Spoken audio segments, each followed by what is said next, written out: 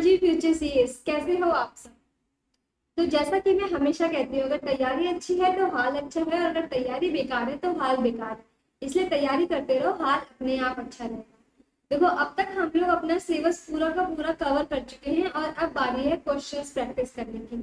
तो हम लोग सबसे पहले एमसीक्यूज करेंगे, चैप्टर बाय चैप्टर, हर एक चैप्टर के एमसीक्यूज कवर करेंगे और उसके बाद हम लोग करेंगे रिटन प्रैक्टिस बाकी के थ्योरी के क्वेश्चंस की। तो इसकी शुरुआत करने से पहले अगर आप चैनल पे नए हो तो सबसे पहले चैनल को सब्सक्राइब कर लो, क्योंकि इस पे सी से रिलेटेड बहुत सारे इंफॉर्मेटिव वीडियोस जो है वो आते हैं। तो चलो शुरू करते हैं एमसीक्यू। और एमसीक्यू करेंगे आज हम लोग कंपनीज एक्ट का, क्योंकि हमने अभी सबसे पहले कंपनीज एक्ट अपना कवर किया है। तो इसके क्वेश्चंस करते हैं। क्वेश्चंस के साथ साथ हम लोग जो इससे रिलेटेड टॉपिक्स है ना उसको भी समझेंगे, क्योंकि अगर इस पे एमसीक्यू बेस्ड क्वेश्चंस बन सकते हैं, इसका मतलब कि ये टॉपिक इंपॉर्टेंट है और उसको हम लोग अगर पूरी कवरेज कर ले तो फिर वो हमारे एग्जाम के लिए ज्यादा बेनिफिशियल होगा। तो सबसे पहला क्वेश्चन है हमारे पास, maximum number of members under private company as provided under companies act 2013। तो देखो क्वेश्चन को भी देखो आप, इसमें कोई भी लाइन अगर इसने लिखी है उसके बाद इसने इस चीज को मेंशन किया है कि कंपनीज एक्ट 2013। तो जब आप अपना आंसर लिखोगे किसी भी और क्वेश्चन में, एमसीक्यू में तो आपको कुछ लिखने की जरूरत नहीं है, लेकिन अगर एमसीक्यू के अलावा कोई और क्वेश्चन आता है थ्योरी का जिसमें आप मेंशन करते हो कोई भी पॉइंट, तो जिस सेक्शन का वो क्वेश्चन है ना, जिस भी चैप्टर का वो क्वेश्चन है, आप उसको जरूर मेंशन करना, उसके एक्ट को एटलीस्ट आप मेंशन करो, अगर सेक्शंस याद नहीं भी होते तो जैसे यहाँ पे लोगों ने लिखा कि private company as provided under companies act 2013। तो ये चीज हो गई। अब देखो इसका आंसर क्या होगा। जब हम बात करते हैं प्राइवेट कंपनीज की, तो प्राइवेट कंपनी में मिनिमम मेंबर्स कितने होते हैं, मैक्सिमम मेंबर्स कितने होते हैं। देखो मिनिमम मेंबर होते हैं 2 और मैक्सिमम कितने होते हैं, मैक्सिमम होते हैं 200। तो ये हमारा आंसर करेक्ट होगा सी। और अगर हम बात करें पब्लिक कंपनी की, पब्लिक कंपनी में मिनिमम कितने होते हैं 7 और मैक्सिमम कितने होते हैं unlimited. Maximum number of members जो है ना प्राइवेट कंपनी के केस में तो फिक्स है, लेकिन पब्लिक कंपनी के केस में वो फिक्स नहीं है, वो अनलिमिटेड है। कितने भी लोग इसमें सब्सक्राइब कर सकते हैं, शेयर खरीद सकते हैं, मेंबर्स बन सकते हैं। तो चलते हैं फिर नेक्स्ट क्वेश्चन की तरफ। नेक्स्ट क्वेश्चन हमारा है document that regulate the management, यानी किसी डॉक्यूमेंट की ये बात कर रहा है। किसकी बात कर रहा है, that regulate the management of internal affairs. हम लोगों ने क्लास में क्या पढ़ा था कि जब हम इंटरनल अफेयर्स की बात करते हैं तो इंटरनल डॉक्यूमेंट यानी कौन सा, जब मेमोरेंडम ऑफ एसोसिएशन की बात होती है, एमओए तो थर्ड पार्टी को कैसे डील करना है वो बताता है, यानी ये पब्लिक डॉक्यूमेंट है और जो कि कंपनी थर्ड पार्टी से कैसे डील करेगी और थर्ड पार्टी कंपनी से कैसे डील करेगी, क्या क्या चीजें कंपनी के स्कोप में है और क्या चीजें कंपनी के स्कोप से बाहर है, वो डिफाइन करता है, वो होता है मेमोरेंडम ऑफ एसोसिएशन। तो ये तो हमारा आंसर नहीं है। सेकेंड है प्रोस्पेक्टस। देखो प्रोस्पेक्टस क्या होता है, प्रोस्पेक्टस होता है जब कंपनी शेयर्स इशू करती है, तो शेयर्स इशू करने से पहले कंपनी एक डॉक्यूमेंट इशू करती है जिसमें वो मेंशन करती है कि मैं इतने शेयर्स, इतने रुपए के शेयर्स, टोटल इतना पैसा मुझे मार्केट में उठाना है और उस पैसे का मैं क्या करने वाली हूँ। तो ये सारी चीजें ना कंपनी बताती है प्रोस्पेक्टस में, यानी ये जो प्रोस्पेक्टस होता है वो आईपीओ के टाइम पे इशू किया जाता है। तो ये भी हमारा इंटरनल डॉक्यूमेंट नहीं है। फिर थर्ड है आर्टिकल ऑफ एसोसिएशन, जो कि हमारा है करेक्ट आंसर, जो कि बताता है कंपनी को अंदर में कैसे डील करना है, पावर, मैनेजमेंट की पावर्स क्या क्या होंगी, मैनेजमेंट कौन कौन से डिसीजन खुद से ले सकते हैं, ये सारी चीजें, एम्प्लॉयज के साथ कैसा रिलेशन होने वाला है, वो सब बताता है आर्टिकल ऑफ एसोसिएशन। तो ये है हमारा correct answer. And certificate of incorporation, certificate of incorporation at the time of incorporation issue किया जाता है बाय आरओसी। तो ये भी हमारा करेक्ट आंसर नहीं है। करेक्ट आंसर क्या है, आर्टिकल ऑफ एसोसिएशन। चलो थर्ड क्वेश्चन देखते हैं। थर्ड क्वेश्चन बताता है under the companies act 2013 significant influence constitute how much percentage of total share capital of business decisions under an agreement। यानी किसी भी एग्रीमेंट में जब बिजनेस के डिसीजंस लिए जाएंगे तो उस टाइम सिग्निफिकेंट इन्फ्लुएंस किसका कहलाएगा। देखो सिग्निफिकेंट इन्फ्लुएंस ऑफिस उसका कहलाएगा जिसका 20% और मोर किसके पास वोटिंग पावर्स होंगे। तो हमारा आंसर क्या हो जाएगा, D. A private company which is subsidiary of public company is treated as, अगर कोई पब्लिक कंपनी है, ठीक, अब इसकी एक सब्सिडरी है, अब अगर सब्सिडरी है तो यानी पब्लिक कंपनी के पास इसके 51% से ज्यादा के शेयर्स होंगे, तभी वो सब्सिडरी बन सकती है। तो यहाँ पे ये सब्सिडरी है, तो अगर ये पब्लिक है तो क्या सब्सिडरी भी पब्लिक ही होगी, या वो प्राइवेट भी हो सकती है, होल्डिंग भी हो सकती है, डॉर्मेंट भी हो सकती है। तो इसका आंसर है कि अगर प्राइवेट कंपनी की कोई भी सब्सिडरी कंपनी होगी तो वो भी क्या होगी, प्राइवेट, और अगर कोई पब्लिक कंपनी की सब्सिडरी कंपनी है तो वो क्या हो जाएगी, पब्लिक। तो इसका आंसर हो जाएगा ए, प्राइवेट कंपनी इसका आंसर नहीं होगा, ना होल्डिंग होगा ना डॉर्मेंट होगा। तो डॉर्मेंट कंपनी का तो मतलब ये होता है कि वो कंपनी जो कि फंक्शनल नहीं है, फंक्शनल नहीं है, वो काम नहीं कर रही है, वो सिर्फ नाम के लिए डॉर्मेंट, मतलब नाम के लिए कंपनी है, उसका एक्चुअल में कोई बिजनेस वगैरह नहीं है, तो वो होती है डॉर्मेंट का। अब विच, नेक्स्ट क्वेश्चन की तरफ चलते हैं। नेक्स्ट क्वेश्चन बात करता है which one of the following is not context of memorandum of association.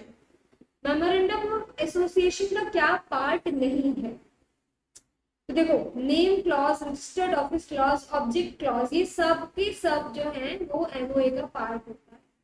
लेकिन ये जो बोर्ड ऑफ डायरेक्टर्स क्लॉज है ये तो इंटरनल हो गया, और अगर ये इंटरनल हो गया तो ये किसका पार्ट होगा, ये पार्ट होगा एओए का, ना कि एमओए का। तो करेक्ट आंसर क्या हो जाएगा, D, board of directors clause. Next question की तरफ चले। An act is said to be ultra virus a company when it is beyond the power. Ultra vires मतलब जो कि पावर्स के बाहर, पावर्स के बाहर किसके, तो करेक्ट आंसर इसमें क्या होगा, कंपनी के।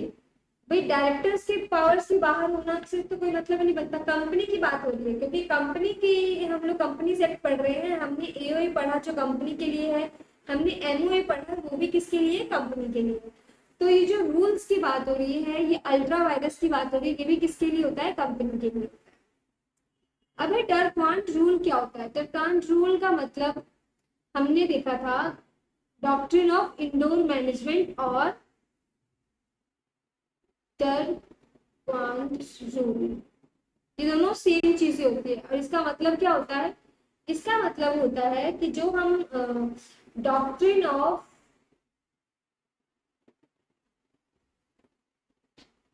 कंस्ट्रक्टिव नोटिस की बात करते हैं, ये उस कंस्ट्रक्टिव नोटिस, ये उसका एक्सेप्शन है। डॉक्ट्रिन ऑफ कंस्ट्रक्टिव नोटिस क्या कहता है, डॉक्ट्रिन ऑफ कंस्ट्रक्टिव नोटिस कहता है कि जितने भी थर्ड पार्टी है जो कंपनी से डील करती है, तो उस केस में थर्ड पार्टी की जिम्मेदारी है कि भैया आप पहले देख लो कि क्या क्या कंपनी के पावर्स में है, क्या क्या कंपनी के ऑब्जेक्ट्स के अंदर आता है, और उसके अकॉर्डिंग ही तुम क्या करोगे, कंपनी से डील करोगे। अगर कोई चीज ऐसी है जो कि कंपनी की एमओए में लिखी ही नहीं है, तो उसके लिए आप भी जिम्मेदार हो, और आपको देखना चाहिए था कि क्या वो कंपनी इस चीज को डील कर सकती है या नहीं कर सकती। ये रूल कहता है डॉक्ट्रिन ऑफ कंस्ट्रक्टिव नोटिस, यानी जो भी सामने वाली थर्ड पार्टी है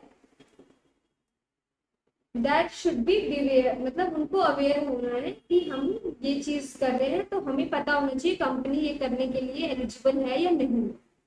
लेकिन डॉक्ट्रिन ऑफ इंडोर मैनेजमेंट क्या है, डॉक्ट्रिन ऑफ इंडोर मैनेजमेंट इसका एक्सेप्शन, ये कहता है कि लोगों को तो पता होना ही चाहिए, लेकिन कंपनी की भी तो कोई जिम्मेदारी है ना कि कंपनी अपने रूल्स, अपनी जो उसके पावर्स है उसके बियॉन्ड वो कैसे काम कर सकते हैं। तो ये इसका एक्सेप्शन है डॉक्ट्रिन ऑफ इंडोर मैनेजमेंट और टर्कांट रूल। नेक्स्ट क्वेश्चन की तरफ चलते हैं। The minimum number of member in a private company and public company are, minimum number of member private company और पब्लिक कंपनी में हम लोगों ने जस्ट अभी कवर किया, प्राइवेट में 2 और पब्लिक में 7। तो इसका करेक्ट आंसर क्या हो जाएगा, 2 and 7 रिस्पेक्टिवली, यानी बी।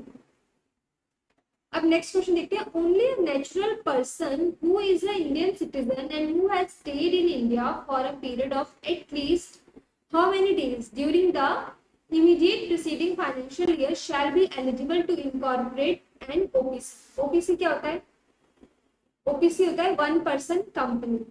1% कंपनी में क्या मिनिमम नंबर ऑफ मेंबर्स की रिक्वायरमेंट होगी? नहीं।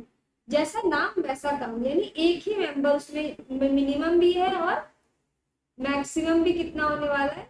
एक ही मेंबर होने वाला है। अब वो पर्सन एटलीस्ट कितने दिन रहा होना चाहिए इंडिया में? तो वो एटलीस्ट 120 डेज रहा होना चाहिए।